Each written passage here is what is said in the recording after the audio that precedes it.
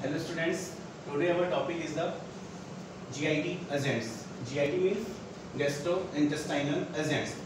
तो gastrointestinal agent start करने से पहले सबसे पहले हम देखते हैं व्हाट इज GIT.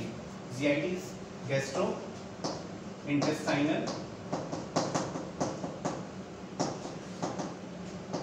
tract. तो बेसिकली gastrointestinal tract होता क्या है? Gastrointestinal tract is consist of series of organs involved in the digestion of food, right from the ingestion of food to the expression of the waste.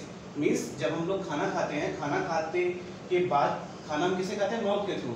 मुंह के through जब हम खाना खाते हैं तो वो किस पार्ट से जाता है? सबसे पहले वो फेरिंग से होता है, इसोफेगस से होता है, उसके बाद वो हमारा स्टोमक में जाता है, स्टोमक में डाइजेशन होने के बाद वो हमारा लार्ज इंटेस्टाइन में जाता है, देन स्मॉल इंटेस्टाइन के बाद उसमें जो भी वाटर है वो एब्जॉर्ब होके जो हमारा सॉलिड पार्ट है वो वेस्ट जो है वो एनस के थ्रू हमारी बॉडी से निकल जाता है या फिर एक्सप्रेशन हो जाता है.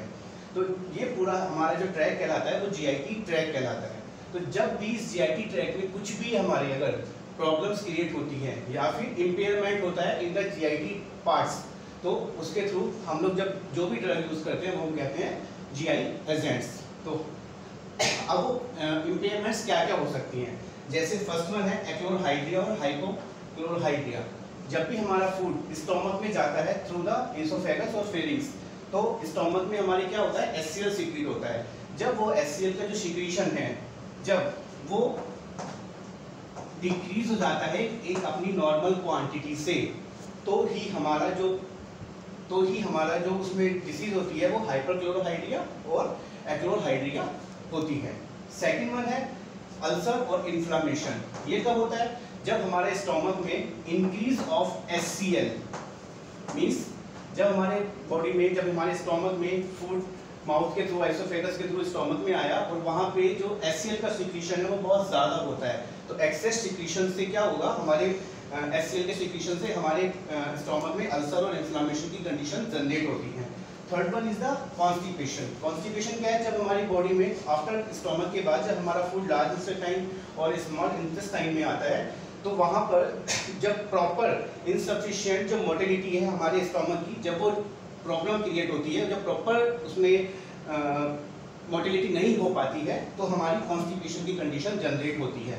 तो इन कंडीशंस को रिकवर करने के लिए जो एजेंट्स हम लोग यूज करते हैं उन्हें हम बोलते हैं गैस्ट्रोइंटेस्टाइनल एजेंट्स. तो अब उसके लिए हम कौन कौन से गैस्ट्रोइंटेस्टाइनल एजेंट्स हैं? तो सबसे पहले हम देखते हैं एसिडिफायर्स. तो first one is the acidifier. Acidifier क्या है?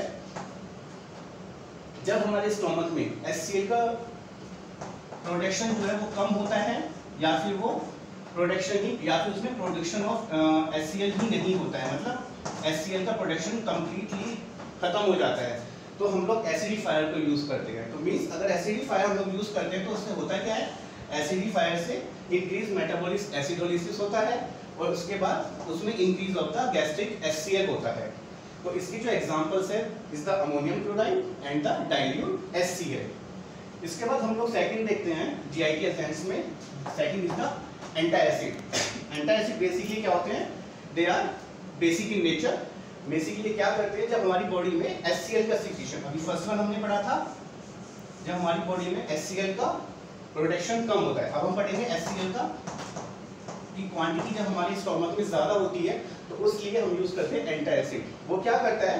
जब हमारी बॉडी में HCl की प्रोडक्शन ज्यादा होता है तो जब हम लोग उसमें न्यूट्रलाइज कंपाउंड्स यूज करते हैं या न्यूट्रलाइज एजेंट यूज करते हैं तो वो एसिड को न्यूट्रलाइज करता है, एसिड बेस रिएक्शंस होती है और हमारी बॉडी में जो प्रोडक्शन है HCl का वो रिड्यूस हो जाता है.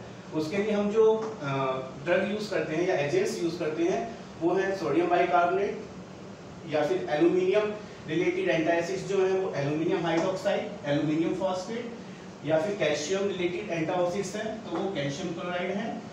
उसके अलावा मैग्नीशियम रिलेटेड एसिड्स हैं तो मैग्नीशियम कार्बोनेट है या फिर मैग्नीशियम हाइड्रोक्साइड है. अदरवाइज इसके हम कॉम्बिनेशंस भी यूज करते हैं.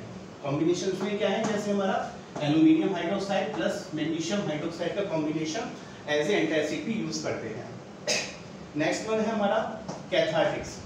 कैथार्टिक्स हम किस लिए यूज करते हैं? जो मैंने आपको बताया था इनसफिशिएंट इंटेस्टाइन मोटिलिटी, तो यहाँ पे क्या आता है, कैथार्टिस हम लोग करते हैं फॉर रिलीविंग कॉन्स्टिपेशंस के लिए।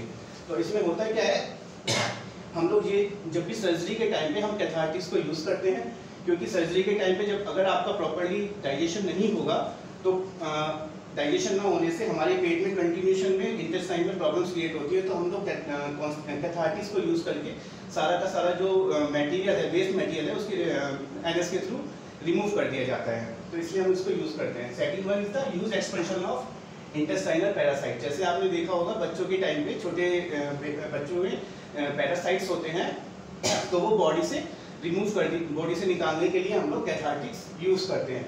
अब कैथार्टिक्स में बेसिक टर्म यूज होती है purgatives, second one is the laxatives. तो purgative is the same as a cathartics and laxative also a cathartics, but purgative is the strong condition of the cathartics and laxative is the mild condition of the cathartics. तो laxative का जो example है वो आपका है magnesium sulphate and purgative का जो example है पोटेशियम बाइटार्ट्रेट। इसके बाद आपका जो फोर्थ वन आता है जीआईटी एजेंट्स पे, जो हम लोग देखेंगे, बट आपके सिलेबस में अलग से हेडिंग नहीं है, बट आपके सिलेबस में उसका एग्जांपल्स दिए हुए हैं। तो उसमें क्या होता है, वो होता है प्रोटेक्टिव एंड एब्जॉर्बेंट। तो बेसिकली प्रोटेक्टिव और एब्जॉर्बेंट जो हम लोग यूज करते हैं वो रिलीफ फ्रॉम द डायरिया। अब डायरिया आप लोगों को पता है बेसिक टर्म में हम लोग बोल देंगे लूज मोशंस, या फिर अगर हम उसको बोल देंगे हिंदी में दस्त। तो उसको हम स्टॉप करने के लिए प्रोटेक्टिव एंड एब्जॉर्बेंट यूज करते हैं। बट अगर बेसिक आप सिंपल टर्म पढ़ेंगे प्रोटेक्टिव, तो प्रोटेक्टिव इज ए टॉपिकल जो हम लोग स्किन के ऊपर यूज करते हैं, बट यहाँ पे है प्रोटेक्टिव एंड एब्जॉर्बेंट। जो हम टर्म यूज कर रहे हैं वो रिलीविंग फॉर द डायरिया है। उसके एग्जांपल्स हैं हम लोग जो तुम्हारे सिलेबस में पढ़ेंगे, कैवलिन और plus another one is the bentonite. तो ये आपके बेसिक जीआईटी एजेंट्स थे जो हम लोगों ने आज डिस्कस किया है। अब नेक्स्ट क्लास में हम तुम्हारे सिलेबस के अकॉर्डिंग एंटी माइक्रोबियल्स देखेंगे। एंटी माइक्रोबियल्स के बाद तुम्हारा जो हम लोग फर्स्ट टॉपिक स्टार्ट करेंगे वो हम लोग करेंगे एसिडिफायर्स। Thank you.